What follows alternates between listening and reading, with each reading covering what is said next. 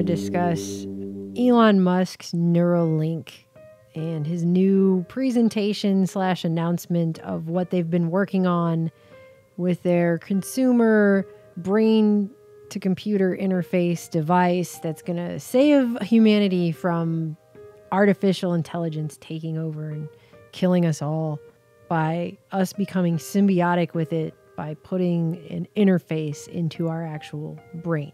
And ultimately to help secure humanity's future as a civilization relative to AI. I do want to emphasize that it's not going to be like suddenly Neuralink will have this incredible neural lace and start taking over people's brains. Okay? It will take a long time. You would think by now I'd be over the shock. I'd be over the phase of making jokes about science fiction movies coming true and warning people of the dystopian nature of the future that's being built here. But I'm still not over it. And that's even after 3.5 years of research into the film The Minds of Men, which I feel like I've now seen the film we made is now being turned into the punchline of a bad joke on all of humanity. That's kind of how I feel when I'm watching Elon Musk's Neuralink presentation, which most of you probably have heard that Neuralink broke their silence after several years and has come out now to present the plan of how they're going to normalize and commercialize brain-computer interfaces and bring those to the public. I feel like this is the big new myth for the coming age. They really want to get people on the grid in the most personal, intimate kind of way by having their brain controlled by an electronic device. And this is the greatest or the worst sales pitch of all time. Meaning that we can ultimately, yeah, this is going to sound pretty weird, but achieve a sort of symbiosis with artificial intelligence. Aaron and I sat through and watched this, and we're just going to play a few clips from this. You put a link, you can go watch the whole hour and 45 minutes for yourself if you really want to subject yourself to it. It took us a while to watch this and make this video because we knew going in this was going to be extremely depressing. And even with someone like Elon Musk selling it to you, it's still extremely depressing. In fact, maybe more so considering how many times he made jokes and laughed about it. And I haven't met anyone who wants to get rid of either the cortex or the limbic system. Because like everything's got robust electronics and algorithms at this point. But not threads. I feel like I'm in Transcendence. Actually, I was in Transcendence. And the jokes aren't funny. It's basically Bluetooths to your phone. Because we'll have to watch the App Store updates for that one. Make sure we don't have a driver issue. Updating. And the laughter's creepy.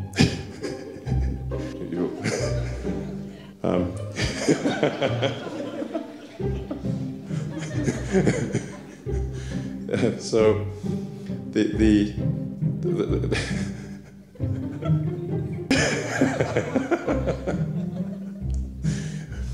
I mean, at one point he even makes this joke. It's not like we're just going to have this neural lace and start taking over people's brains. So I do want to emphasize that it's not going to be like suddenly Neuralink will have this incredible neural lace and start taking over people's brains. Okay? It will take a long time.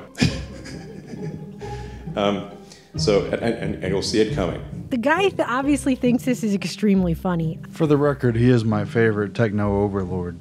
I feel like I'm in Transcendence. Actually, I was in Transcendence. I think it's really alarming the way that this is being rolled out. Elon Musk has been saying now for years that AI is going to turn us all into pets. And so because it's going to be so super intelligent, we're going to be like ants or cats or whatever to the AI. You know, if you have ultra intelligent AI, we would be so far below them in intelligence that it would be like, you know, a pet, basically. Pet, that's what I was thinking. Like a pet. Cat. Like a cat. It'd be like a house cat. Yeah, it would be like the house cat. We have to symbiotically merge ourselves with it to make ourselves worthy of having our lives spared, I guess, by this all-knowing AI that we're creating. It's like, oh, we built this thing, it could destroy everything. Sorry about that, guys, but hey, if you don't want to get destroyed, better put this stuff inside of your brain and merge with it. But I think even in a benign AI scenario, we will be left behind. And so, hopefully it is a benign scenario, but I think with a high bandwidth brain-machine interface, I think we can actually go along for the ride. And we can effectively have the option of merging with AI. You see the problem reaction solution of this situation? It's ridiculous. It's exactly a false choice. It's a Hegelian dialectic false problem with a phony solution to synthesize something that people would have never just outright chosen, which is to put something in your brain that basically has an electronic microchip component. Yeah, he's talking about having read-write access to your brain through electrodes. You remember a couple years ago, it was frequently a headline that artificial intelligence is becoming too dangerous. And then people were surprised when even Bill Gates and Elon Musk said, yep, AI is too dangerous. We're going to have to do something. And they agreed it was this huge danger. They didn't say what they were going to do yet. But then more and more, if you paid attention to Elon Musk's comments, he has the solution. He'd like to know if someone has a better solution, of course. I think that's the best outcome. I hope so. If anybody's got better ideas, I'd love to hear it. The solution would be to merge our brains with AI and create a digital, electronic, artificial, synthetic consciousness that would effectively merge us with AI. It's a false choice on the idea that AI is going to be so dangerous and so out of control that the best thing we could do to protect ourselves against it is to proactively become the very danger that could destroy us. It's kind of strange. It's very unsettling when you see it for what it is. And that's the argument that we've been hearing now for over 2 years, coming from the likes of Musk and all these other tech guys. But that is not how they started the presentation. How they start the presentation is by saying they're actually building this because they just really want to cure neurological disorders. I think unless we have some sort of brain-machine interface that can solve brain ailments of all kinds, whether it's an accident or congenital, we can solve that with a chip. And this is something that I think most people don't quite understand yet. He opens up this presentation by making it sound like what he's really interested in now is helping people who have neurological issues, like they're paralyzed and stuff like that, which is not something he has ever mentioned before in any of the times that he has talked about Neuralink or Neuralace that I've ever seen. And the way that he talks about it here is like it's basically just this afterthought hurdle they have to go through in order to get it officially approved. And then once it's approved, it can then be used for the other reasons. Getting FDA approval for implantable or devices of any kind is quite difficult. And this will be a slow process where we will gradually increase the issues that we solve until ultimately we can do a full brain-machine interface. But it comes across as just being an obvious thing they have to say they're doing in order for them to get FDA approval of a new medical device like this. Now we can move on to just giving this electively to people who don't have those issues. So in the limit, after solving a bunch of brain-related diseases, there is the existential, it's mitigation of the existential threat of AI. This is the point of it. Yep, it's a ploy, and we came across this again and again in the Minds of Men film, as far back as Wilder Penfield, and what he was doing at the Montreal Neurological Institute. It was all based supposedly on dealing with epilepsy, because there was no better treatment, so they may as well open people's brains and experiment. Dr. Penfield conducted, quote, treatments of last resort. It has been necessary to operate on a good many men and women, good many hundreds, and to expose the brain under local anesthesia with the patient conscious. For Penfield, these risky experimental surgeries were worth it. He was creating what was known as the homunculus, a veritable map for the outer cortex, and a code towards understanding the inner workings of the brain. But it was under the guise of trying to help people and just having a poke around while they're in there helping people. And it's a camel's nose under the tent. That's what they've been doing throughout all these years. But this time it's obvious and it's admitted up front. And we hope to have this aspirationally in a human patient before the end of next year. So this is not far. Because we have Elon Musk talking about this neural lace, Neuralink technology for years before, when they were just simply talking about merging people's consciousness with technology, and then after the fact him saying, well, we need FDA approval. So the why of Neuralink, just to go over it, is I think it's important for us to address brain-related diseases. And it looks like it could probably help with some neurological disorders. So yeah, it's for neurological disorders. Oh, and we want to transform people and make them hybrid technology entities. And this is something I think that's going to be really important at a civilization level scale. So through this entire presentation, it's pretty obvious that the point they're really trying to get across doesn't have anything to do with curing people who have neurological disorders.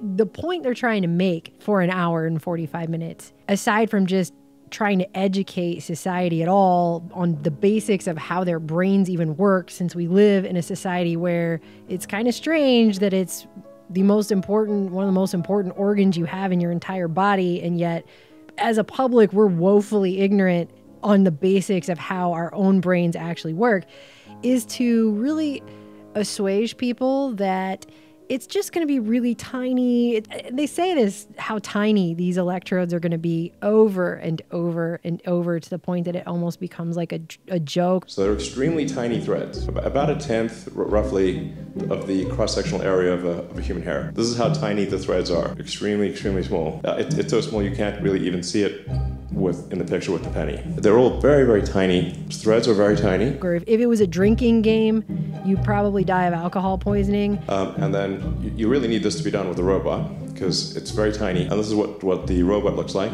It all comes down to a very tiny, tiny point. But in fact, the actual needle that gets inserted is way, way tinier. That little tiny thing where the arrow is pointing. If you took a drink every time they said how tiny this is going to be and how non-invasive it's going to be. If you're going to go stick something in your brain, you want it to not be giant, you want it to be tiny. Not to belabor the point, I know that Elon really hammered this in, but these things are very, very small. You won't notice it. That's the important part. You won't you won't feel a thing. So he says, and some other people that he brings up on stage talk about how this is going to be like just having LASIK or something. But our aim is to simplify the procedure. A painless opening in the skull below, quick and precise placement of threads into the cortex, no big scars, no hospital stays, no short procedures. No hospital stays, very short procedures. This instead is going to be a robot inserting all of these electrodes into people's brains that are tinier than the width of a human hair, and then a chip. This is what the chip looks like. It's actually going to be a chip in your brain. This is a photo of some of the prototypes that we've gone through. And you know, if you've seen The Minds of Men, they've been inserting electrodes since at least the 1960s and leaving them in there for years at a time. But there's been a lot of cases where it's caused brain damage, hemorrhaging, destruction certainly of individual neurons and tissue areas and stuff. So it's not without its dangers. They claim they've rectified this now, but keep in mind they said that stuff was safe at the time. One of the things that really creeped me out watching this is just how they're going to start doing this surgery, and how easy and painless and seemingly not a big deal they're going to try and make this for everyone. Because that was one of the main arguments going back to The Minds of Men that was made time and again about this technology when it did come out to the public, was just that it's such an invasive surgery. It takes highly trained neuroscientists to perform this surgery. They can't just, this isn't something they can just abuse and widespread do to people. It's labor intensive. It's yeah, costly. they made these arguments over and over. They could never do it to the whole population. It could never be done to everyone. And they said that again in the 70s when all the revelations came out. They were saying that kind of stuff.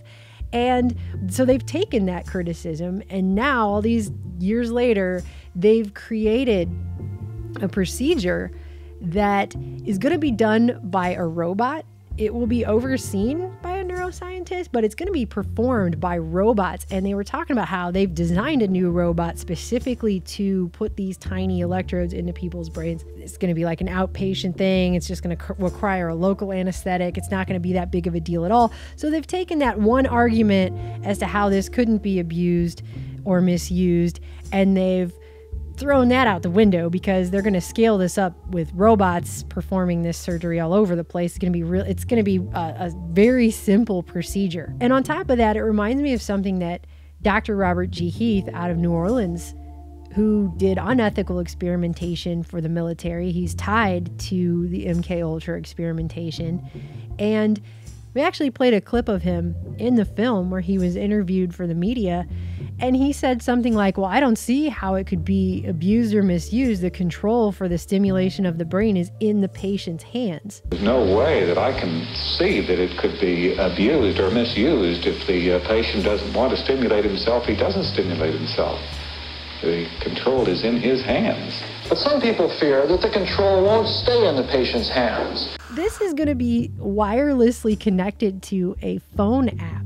For our first patients, we're looking at four sensors, 3 in motor areas and 1 in a somatosensory area, which are connected via very small wires tunneled under the scalp to an inductive coil behind the ear. And that connects wirelessly through the skin to a wearable device that we call the Link, which contains a Bluetooth radio and a battery. It'll be controlled through an iPhone app. You won't have to go to a doctor's office and have them have an exotic programmer to configure it. I mean, how many times have we been told, not just that back doors are built into all of this technology, we've been told that over and over again, not just with Snowden leaks and WikiLeaks and all the stuff that came out by the CIA, but we've been told time and again that anything connected to the internet can be hacked, anything. So why would anyone right there want to connect their brain to anything like that, knowing that that's even remotely a possibility? And Musk even makes these jokes. He makes jokes and he's laughing and making jokes throughout this entire presentation. And one of the jokes he makes is that it's so funny, right? Because this is just hilarious. One of the jokes he makes has to do with how it's not going to be used for ads, because that would be really unethical, because there's nothing you could do to stop it at that point. Yeah, because it's in your brain. So there's no advertising. I mean, Jesus. I mean, you'd have really no escape. We cannot do that. That would be ethical barrier. Yeah, I mean, what came out in the 60s and 70s alarmed people so much that you had newspapers and TV programs asking the questions about mind control, and they tried to allay people's fears and soothe them and say, yes, but it's never going to happen. Well, they didn't lose interest in the brain. They wouldn't lose interest in the brain. And so all the advances in technology since then have unsurprisingly allowed tinier and tinier applications in dealing with the brain, have allowed more precision and greater technological invasion. And even at the time in the 60s and 70s, while Heath was downplaying the risk to society, he was fully aware that Dr. Delgado was just up the road using a remote control to electronically remotely stimulate the brains of his experimental subjects, some of which were primates, some of which were humans. Yeah, and Musk and people like him are selling this to everyone as if this is just going to be this amazing device that's basically going to make people have superhero-like powers. I think it's safe to say you could repay the loan with superhuman intelligence. I think it's a safe bet. I know Kung Fu. So in a society where we've been inundated with superhero movies, I mean, there's a new superhero movie out seemingly every month now, but we've been inundated with these movies for years and years, Now you have people coming out and saying, oh, you want to be a superhero? Here's how you can do it. Just put this thing in your brain. If two people had a neural link, you'd be able to effectively have a sort of really high bandwidth telepathy. So you'll have telepathy, you'll have super intelligence. I mean, it's just all these promises of how we're going to be basically like Superman if we put this thing in our brain. And I think people are going to eat that up. We're talking about humanity becoming like the gods. What do you think? Despite the fact that we don't even understand fully how our brains do some of the things that our brains do. Science acts like they know everything about the brain, but they actually don't. And that's despite all of this unethical experimentation going back all of these decades, which is what this new technology is being built off the back of. Because it has infinite complexity, and even the most hardcore promoters of science don't pretend that they at all understand the spirit, the mind, the so-called soul, that what little they do know about the brain mechanism still doesn't get them all that much closer to the soul, but they're very good at controlling attitude and emotion and behavior, and that's enough to sort of corral people into things. And the other tool that they've had in their bag for a while is the feedback loop of approval or disapproval, the punishment and pain aspect. They've proven pretty effective already on platforms like Facebook and other internet social media platforms that they can nudge your behavior, they can get you to talk about or not talk about certain aspects, they can drive your happiness or your sadness through suggestive messages. And when that's all happening in a streamlined fashion in the brain being transmitted, it's going to contribute to groupthink and approved thoughts. It's going to make it harder and harder to think independently, especially if that independent thought disagrees with the mainstream conglomerate, the emerging hiveborg that they're building. I mean, that's already happening now just with the censorship that's going on. You've seen how people on YouTube have said they're censoring themselves because of it. And that's before we get to a point like this.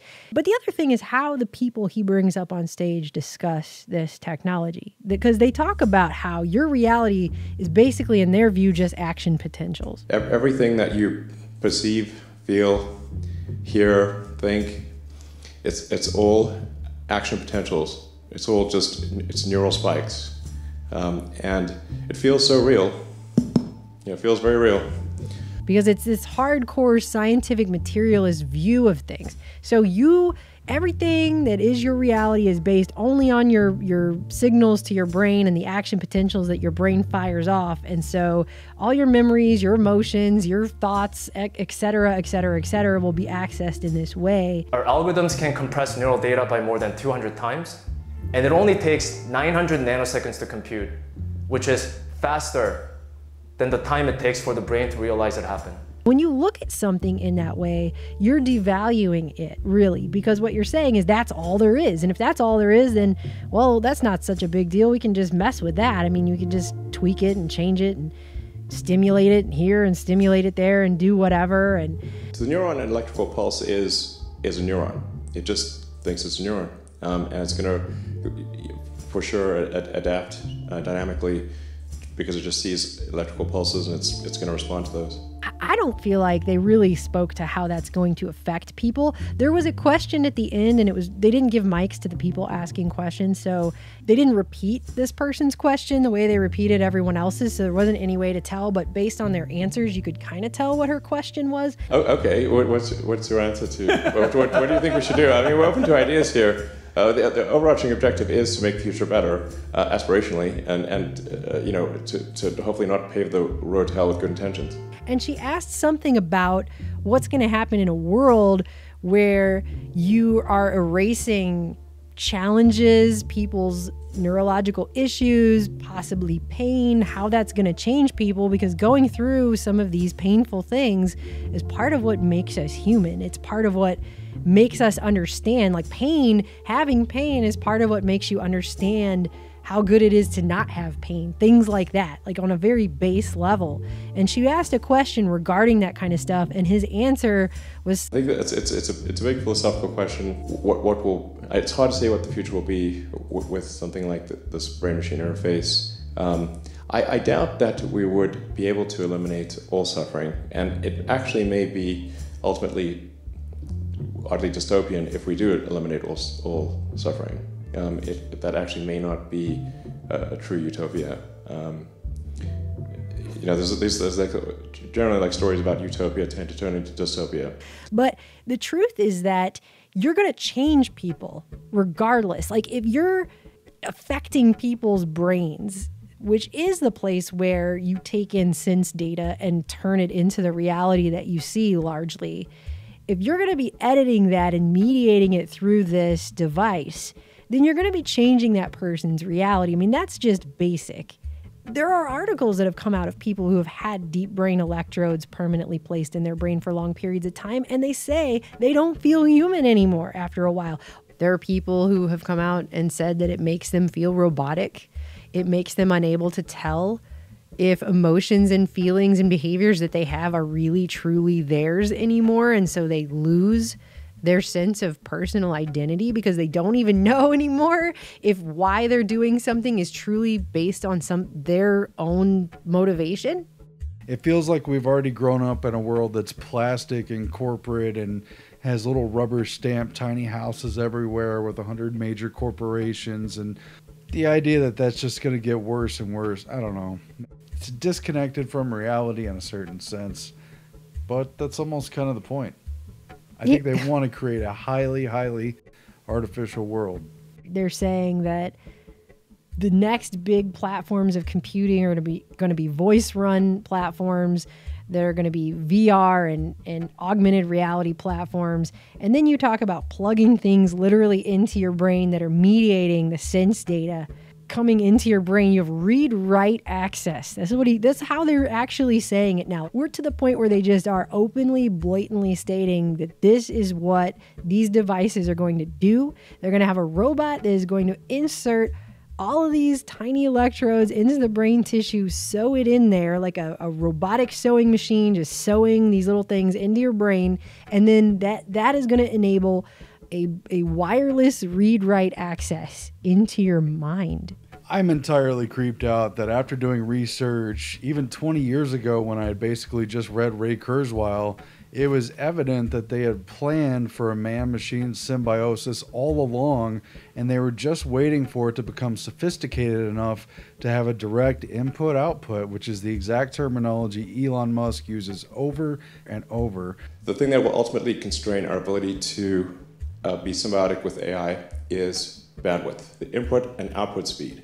For him, it's about the bandwidth speed of input into the human brain and output from the human brain, which right now he keeps reminding us is limited by our thumbs typing on a phone or even a keyboard, not fast enough to keep up, but they're working on that, and they've been working towards it for decades. It's so creepy that this plan has been long-term and extremely methodical and premeditated, but you have these CEOs and these salesmen like Elon Musk acting like they just thought of it last Wednesday. It's just something I came up with a couple years ago. Right now, just let us know if you have a better idea. If you have a better idea, I'd love to hear it. Oh, come on by. As if this isn't something they've been working on and testing on people for 60 plus years. It's insulting, actually. The way they talk to everyone about their own brain is insulting. It's the most severe form of synthesis out of thesis and antithesis I could think ever. Yeah. It's just such a false pretense to act like, well, what else can we do? What else? I don't know. Well, yeah, exactly. It's just such a danger. It's just so dangerous. Put things in your brain. I mean, he came out on stage and this time he straight up said, you already have this brain computer interface. It is your cell phone. We can have a tertiary layer, which is the kind of a digital superintelligence layer. And in fact, you already have this layer. So it's your phone and your laptop. And the constraint is just how well you interface the input and output speed. In essence, what he's saying is the same thing we've been saying for a really long time, that this is the gradual moving us towards this technology. First, they give you a computer. It's in a box on your desktop. It seems like a tool separate from you. This is an experimental computer system that recognizes what I say. But then they have the internet, and it becomes more invasive. It starts to become something that's worked its way into everyday life. You'll learn how the net can entertain you and take you to far-off locations and meet new people. If you want to exist in this society, it's really hard to do it without an email address and being connected to the internet. Then those things become smaller and smaller until they become a phone in your hand. And now all your communication is merged together in one small device that you carry around. And then they tried to get wearables going with Google Glass, and everyone thought that looked really stupid, so they weren't able to just immediately go to that as fast as they would have liked. I think that actually put them behind on schedule with this stuff. But you have seen that the computers have gotten smaller and smaller. They're becoming wearables. People are talking to them now on their counters in their kitchen with the Alexa, Echo devices and the Google Homes and Siri and all this kind of stuff. And it's just becoming more and more invasive until it gets closer and closer to your person, until eventually it goes inside of your person. As you develop more and more of a relationship with this technology, they're just making it more and more invasive. And that's what we're seeing here. He even made a joke about the movie Transcendence as if it's funny. And here's the thing we learn about cybernetics and the idea of cyborgs, the cybernetic organism. Technically, it's a question of man, people in general, not a gender, man and his environment, which would reflect the natural environment as well as everything that's been built and shown on TV and everything else. But at its heart, it's just man and the environment. But as you augment the senses, as you use prosthesis, as they carry out plans they've talked about to jack in a video feed from some electronic camera and bypass your optical nerve and trick the brain into thinking that video feed is what the eye is seeing, as they're talking about hearables that augment the hearing and drown out voices you don't want to hear and amplify things you are interested in hearing. You're talking about a world that's technologically and artificially mediated. And if that's not the Matrix telling you that some nasty gruel tastes like chicken, I don't know what is. They're talking about a world where a tiny handful of technological controllers, perhaps sitting in Silicon Valley, could single-handedly change our reality in a very real, binding, and consequential kind of way. That's where cybernetics heads, towards a world that is, for all intents and purposes, artificial, because the natural pre-existing world has been drowned out, has been overlaid, has been augmented and obscured. And there's plenty of dangers in that. And they're just guiding us into it like naive sheep, telling us how great it's going to be and telling us it's going to be an entertainment party with no consequences. Well, this is a place where they can steer thought, where they can approve thoughts, where unapproved information is deleted forever. And we've already begun to see that. That's how television was meant to work. That's why they called it programming. When you watch something on TV, you were meant to look at that screen as if you were looking out at the world through the screen as your eyeballs. But the thing is with the TV, you can turn it off. When you're done watching it, you turn it off, you walk away. I guess they're saying with this, you'll just be able to take this earpiece thing off or turn off the phone app or whatever you're going to do, but you're still going to have these things in your brain. I didn't see him say a single thing, or any of the other people that got up on stage and talked. I didn't see any of them say anything about how that is going to be completely secure and non-accessible by anyone else but you, especially if it's something you're accessing through a cell phone app. This thing is going to have read-write access to your brain. And if you don't like it, you can't just take it out. So great. I don't know. I don't know what else to say. I didn't think this was very funny. I thought it was incredibly, incredibly disturbing. I think the way they're going about it with all this getting FDA approval because they want to cure people of things is just really disingenuous at best. And the rest of it, they're going to get to people through their want to be these gods that we've been promised. All this technology is going to turn us into gods. So you have all these people that are just frothing at the mouth to become gods through technology because they've programmed everyone to think that that's what's going to happen. But they've also got people thinking that if they don't, they're going to become pets. So either way, they've got all these people buying into this belief that the next logical progression of our technology is to put it in our brains. That's it. They're promising godlike powers, and people who've been worried about the mark of the beast, who've seen it coming in this technological world, I mean, the red line for a long time has been putting something in your brain. And it seemed like it might be an RFID chip 10 and 20 years ago.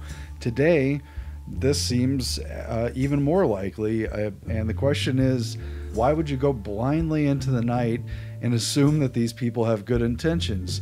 Because even if they do have good intentions, it seems fraught with disaster and a loss of personal sovereignty. Either way, it doesn't look pretty. I wouldn't want to be a part of it pretty much at all under any circumstances. That just reminds me, he also volunteered the idea that this won't be mandatory. But this is not a mandatory thing. This is a thing that you can choose to have if you want. And I thought that was extremely, extremely creepy, where he just came out and said it's not going to be. No one said they thought it was going to be mandatory. No one in the audience raised their hand and said, hey, Elon, are you going to go around forcing this chip and these electrodes into people's brains? Like, no one said that. But he volunteered that it's not going to be, that you're going to have to choose it. Just like it's like saying when the vampire comes to your house and knocks on the door, you're going to have to invite it in. I mean, no one said that. No one assumed that, but he volunteered that it won't be mandatory. This is not a mandatory thing. It's a creepy thing to volunteer, but it's like magically they would get more power from people choosing it or electing it rather than having it forced upon them. I mean, why did he even feel the need to tell people that it's not going to be mandatory?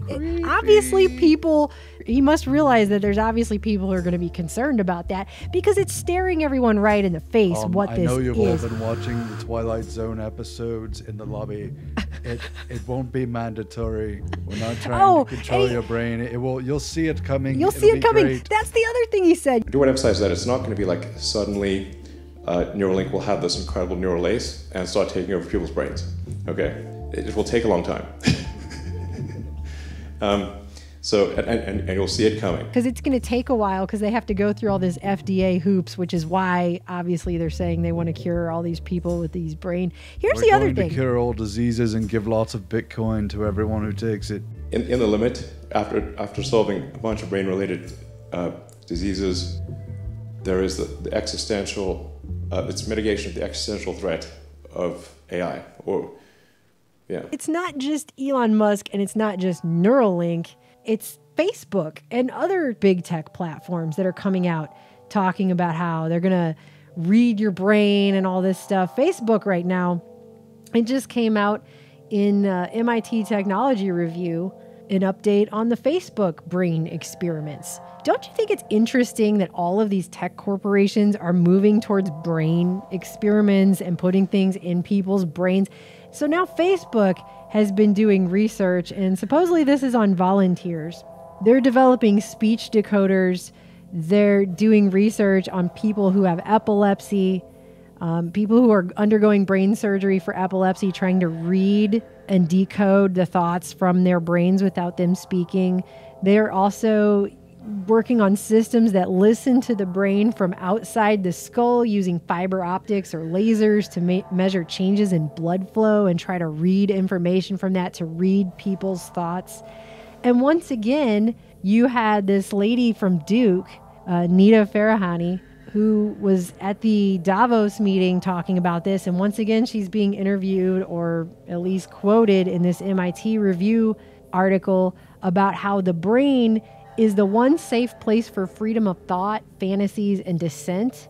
And she says, quote, "We're getting close to crossing the final frontier of privacy in the absence of any protections whatsoever, because once again, they have not baked in protections for people's right to privacy in their own mind. They're calling it cognitive liberty, and it's almost like they just came up with that phrase so that they could then say we don't have any."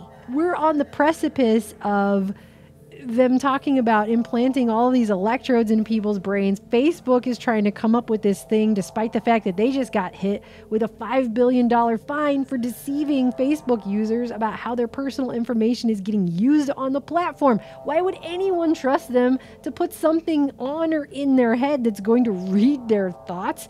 And why are they acting like this is just the natural, normal progression of technological evolution, that we should just cozy up to these corporations who make money off of our data and let them inside of our brains? Well, because technology's always been about conquering nature, and they've developed different ways of dealing with climate, producing crops using technology. They've intervened in different parts of the body. They have artificial lungs and artificial hearts, but the brain has still been elusive, and the mind much more elusive. And it's still the final frontier. It's the big final mystery of the reality that we inhabit. And so they want to conquer it. It's going to be their long-term goal. And they want people to think that they have a handle on it and that it's inevitable.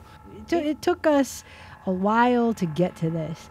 Like we didn't even really want to watch it at first because we knew how it was going to make us feel, just based on everything we've already researched and everything. But then actually watching it and realizing this is where a lot of that research was always headed, to a place like this, and knowing all of the ways, not even all of the ways, I won't say all of the ways, but knowing a lot of the ways that this can be abused, misused, it can go wrong, it has gone wrong in the past. I guess I hope they've learned from their mistakes, but this is going to change people. This is going to really change people forever.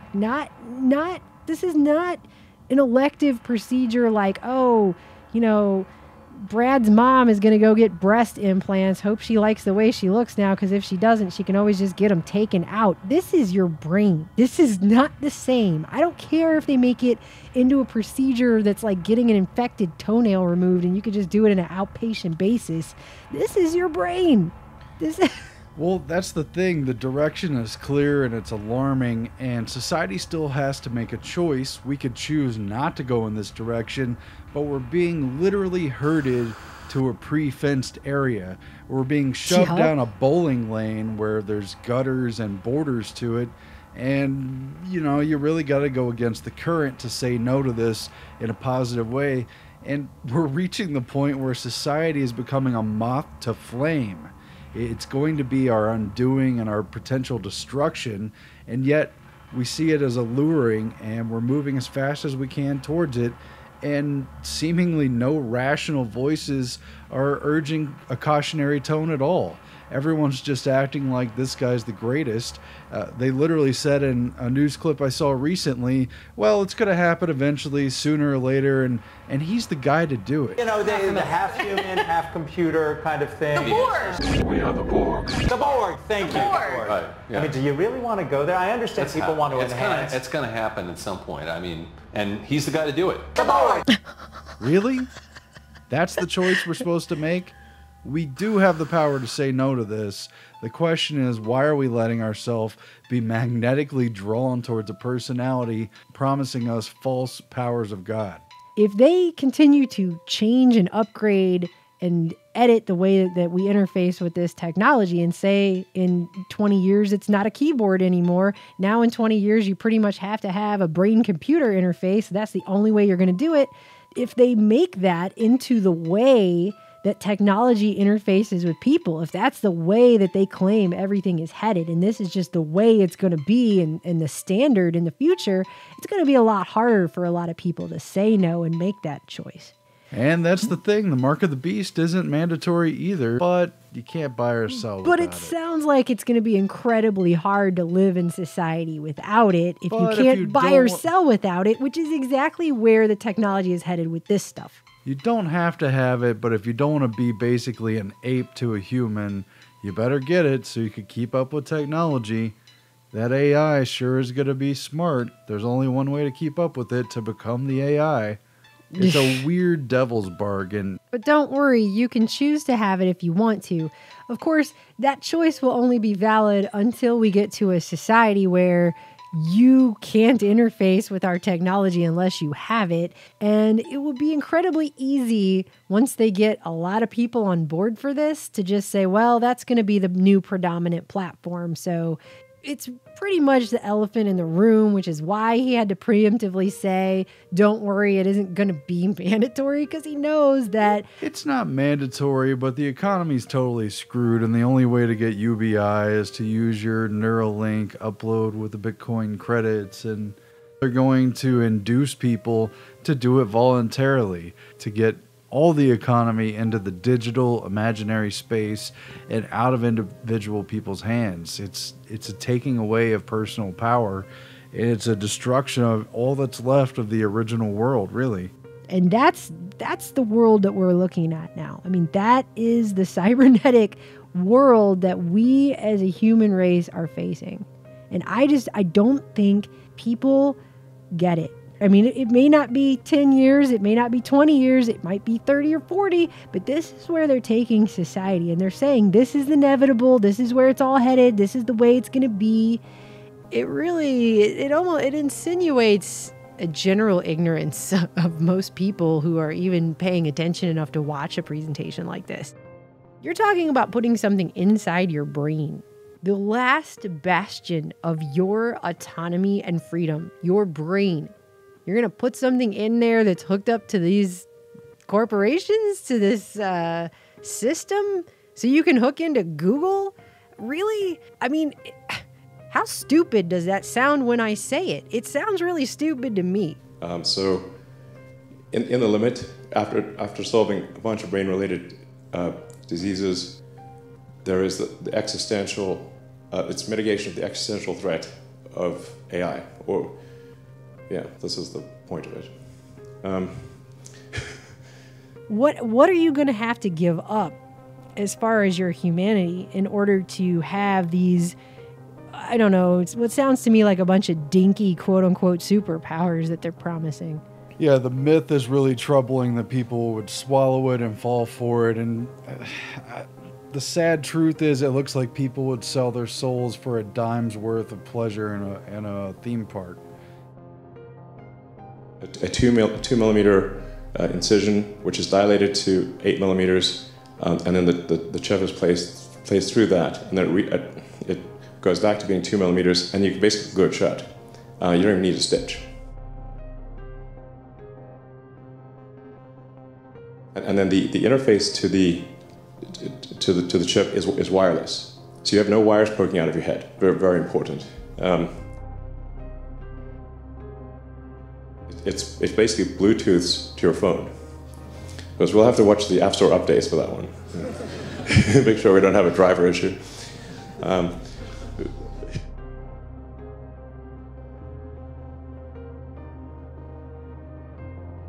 I think even in a benign AI scenario, we will be left behind. A few years ago, Elon Musk told everyone that with AI, we're summoning the demon. I mean, with artificial intelligence, we are summoning the demon. And now he's telling everyone that we need to go along for the ride with the demon. With a high bandwidth brain-machine interface, I think we can actually go along for the ride, and we can effectively have the option of merging with AI. I mean, with artificial intelligence, we are summoning the demon. You know all those stories where there's the guy with the pentagram and the holy water, and he's like, yeah, you sure you can control the demon? Didn't work out.